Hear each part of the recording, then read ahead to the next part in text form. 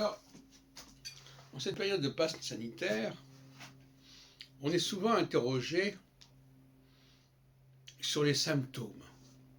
Il y a beaucoup de messages d'ailleurs qui passent à la radio, probablement à la télévision, que je ne regarde pas, sur les symptômes.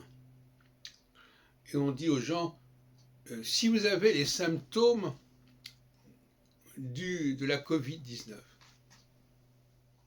comme si ces symptômes étaient une chose connue et reconnue,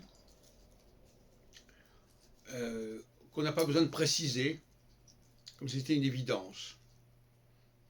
C'est comme si je disais, si vous avez un rhume, tout le monde sait ce que c'est que d'avoir un rhume. Il y a des choses il y a des maladies, des malaises dont on sait en quoi ils consistent.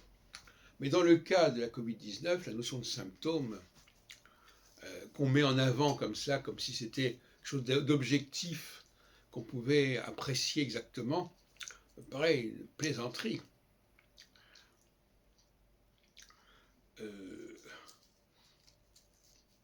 Donc j'ai l'impression que ces messages, on dit attention, si vous avez des symptômes, faites ceci, faites cela, ça ne veut strictement rien dire.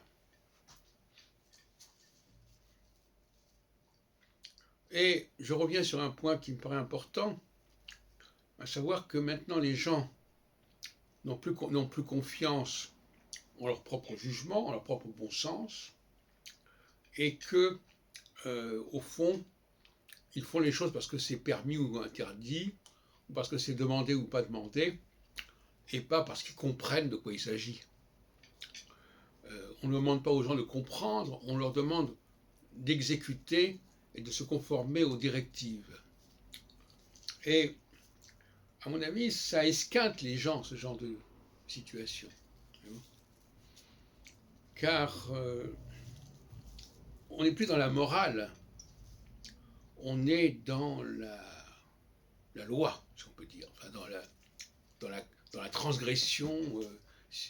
Si on n'a pas ceci ou cela, on va être pénalisé, d'une manière ou d'une autre, soit pénalisé par une amende, soit pénalisé par des interdictions, des impossibilités, des incapacités à entrer dans certains lieux, etc. etc.